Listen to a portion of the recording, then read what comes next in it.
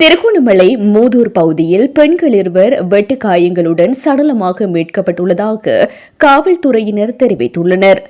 குறித்த சம்பவம் இன்று அதிகாலை 4:30 மணியளவில் மூதூர் காவல் பிரிவிற்குட்பட்ட தாகாநகர் பகுதியில் இடம்பெற்றுள்ளது.